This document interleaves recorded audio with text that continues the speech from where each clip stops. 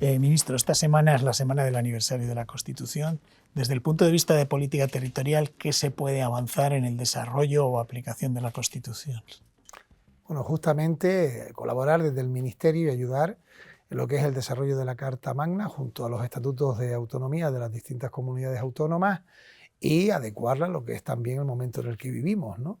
Estamos en una situación donde se habla mucho de la Constitución. Ahí está la historia para recordar quiénes fueron los que la impulsaron y quiénes pusieron algunos palos en las ruedas. Hoy lo que hay que hacer es, como digo, cualquier acuerdo, lógicamente, realizarlo dentro de su ámbito, y desde política territorial, que nuestra labor es fundamentalmente de intermediación entre los ministerios y los gobiernos autónomos, pues trabajar para que los acuerdos sean, en la mayor parte de los casos, pues buenas para las dos partes, ¿no? Vamos a lo concreto. Entiendo que usted considera que la amnistía cabe en la Constitución. Bueno, yo no soy jurista, ¿no? Es una interpretación fundamentalmente jurídica, ¿no? Lo que sí digo es que la ley o la propuesta que ha sido registrada indudablemente cabe en la Constitución y hay expertos constitucionalistas que así lo avalan, ¿no? Indudablemente se ha producido amnistías en otros momentos de la historia democrática de nuestro país y creo que es un mecanismo fundamental para caminar en convivencia y mejorarlo, ¿no? Eso sí, estoy convencido de ello. ¿Y no le parece que la imagen puede ser que como ha habido un resultado electoral que requiere 7 votos para la investidura, cambia la posición de ser inconstitucional a ser constitucional la amnistía? Sinceramente no, porque hay incluso un tribunal que es el que termina designando y concluyendo si y sé bien de lo que hablo, ¿no? Si una propuesta legislativa se encuadra dentro de la Constitución o no. Yo vengo de una presidencia autonómica, soy del mismo partido político que el actual presidente de España, y lo fui durante los años que fui presidente autonómico, y a veces teníamos que acudir al Tribunal Constitucional. En ocasiones daba la razón a la comunidad autónoma, en otras no. Las encuestas indican, prácticamente todas, que hay un rechazo mayoritario a la amnistía y hay también un rechazo importante entre los votantes del Partido Socialista. ¿Cómo se entiende esto y qué pueden hacer para intentar superar eso? Bueno, yo creo que eso es consecuencia, en cuanto a la opinión pública, también de hablar de documentos inexistentes. Es decir, ya incluso mucho antes de que tuviéramos un texto, una propuesta de ley, una proposición de ley que conocimos, ya se decía que la amnistía era inconstitucional. Yo decía, ¿cómo se puede afirmar eso de algo que se desconoce, ¿no? Entonces ha habido un caldo de cultivo, que yo creo que eso también, con la explicación pertinente, con el texto que ya tenemos, con su tramitación parlamentaria, cambiará, ¿no? Y cambiará de manera clara, ¿no? Yo sí estoy convencido que bueno, ha habido quienes siempre se han opuesto a mecanismos que decían que eran inconstitucionales y luego el tiempo les ha quitado la razón, ¿no? Estoy hablando, por ejemplo, del matrimonio entre personas del mismo sexo, estoy hablando del divorcio, estoy hablando de la interrupción voluntaria del embarazo y otras leyes que la derecha siempre decían que eran inconstitucionales, y hoy, por fortuna, la eutanasia, por ejemplo, son derechos consolidados que sí creo, sinceramente, que estaban en riesgo, todos ellos, de tener gobiernos involucionistas como un gobierno donde Vox sea determinante, ¿no? Y si no hubieran sido necesarios los votos de Junts, no hubiera habido amnistía. No, es que no sé qué hubiese ocurrido. Si PP y Vox hubiesen sumado mayoría absoluta, hoy tendríamos en España lo que hemos visto en muchas comunidades autónomas. No digo el supuesto de que el Partido Socialista pudiera gobernar sin los votos de Junts, no hubiera habido. Si el Partido Socialista hubiese obtenido mayoría absoluta, sería el programa electoral exclusivo del Partido Socialista, pero eso no se dio. Pero, por ejemplo, usted ha sido presidente de un gobierno autonómico de coalición. ¿Hubiera entendido que con alguno de los partidos con los que pactó para ser presidente hiciera falta reunirse fuera del territorio y con un verificador extranjero? Es un acuerdo muy específico entre dos formaciones políticas, Partido Socialista Obrero Español y Junts, que incluso en el acuerdo dicen que hay divergencias importantes. Está puesto en el papel, ¿no? Entonces se parte de situaciones donde hay puntos de vista que no son concordantes. Ante ello no es extraño que pueda haber un verificador, y le puedo asegurar que, hablando de Canarias, ese verificador muchas veces tenía que ser yo mismo, ¿no? O sea, el presidente que participaba lógicamente de los acuerdos entre las distintas formaciones políticas. No se da siempre en las políticas de pacto, ¿no? Yo creo que quizás hay quien está acostumbrado a no pactar y por eso está en la oposición, y hay quienes entienden que la política hoy, fundamentalmente, y vengo de un territorio donde nunca ha habido mayorías absolutas, es más acuerdos y pactos, ¿no? Bien, por explicar el procedimiento, en esas mesas, la de Junts, la de Esquerra, se van a tratar temas que tienen que ver con la política territorial, ¿Cuál es el papel del ministro de Política Territorial en esas negociaciones y en esas mesas? Bueno, tenemos que impulsar, y de hecho ya lo hemos hecho en estos pocos días que llevamos ya en el Ministerio, los acuerdos que tienen que ver con distintos ministerios y también con gobiernos autónomos que también son frutos de acuerdos entre partidos políticos, ¿no?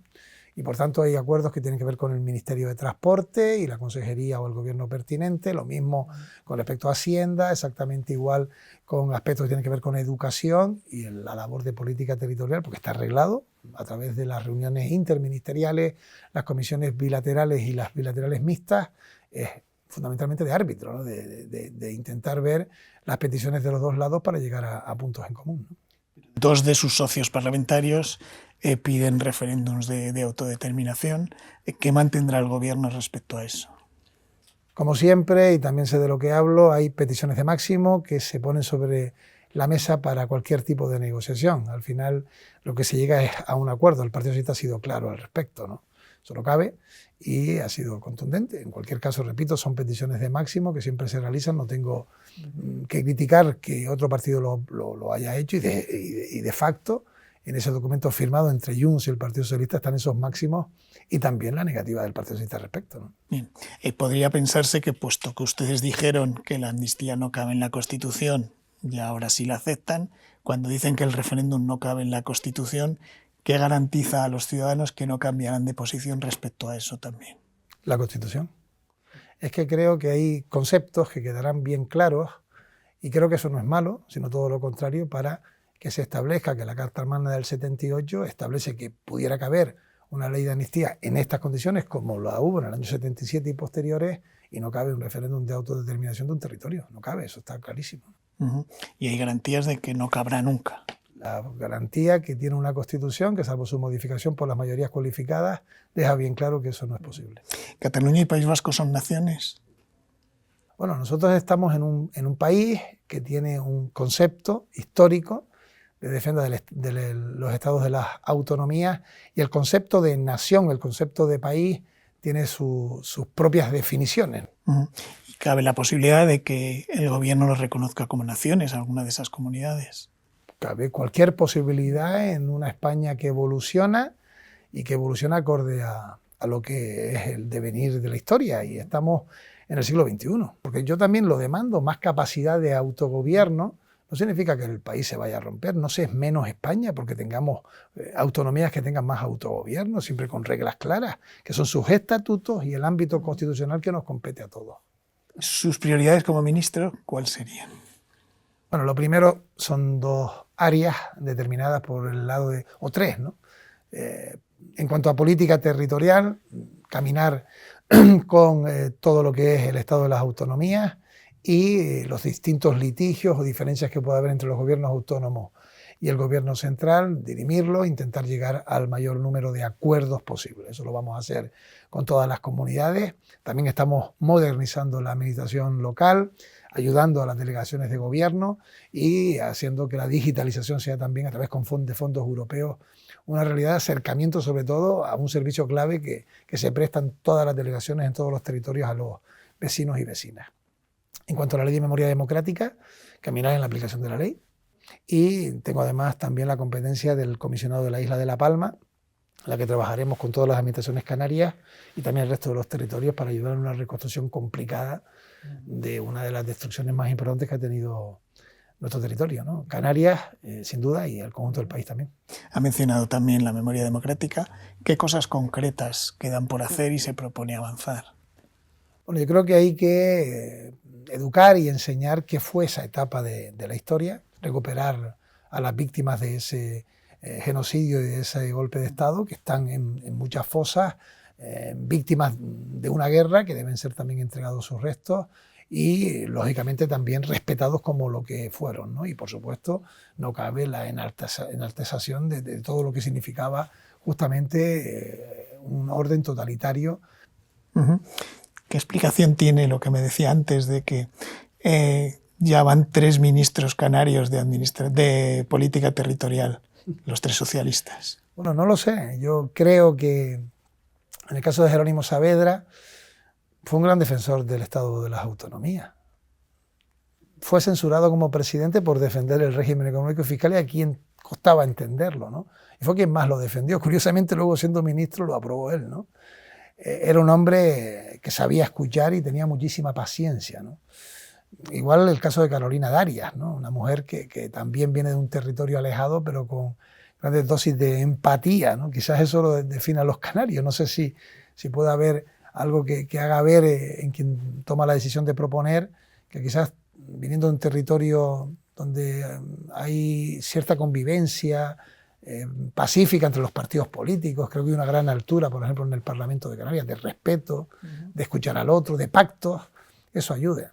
Hay una cosa que es muy importante, somos una comunidad donde jamás ha habido una mayoría absoluta. Y al no haber una mayoría absoluta, por la ley electoral que hay en Canarias, obliga a que todo el mundo se tenga que sentar. Igual eso da una impronta, ¿no? Una impronta de obligar a negociar.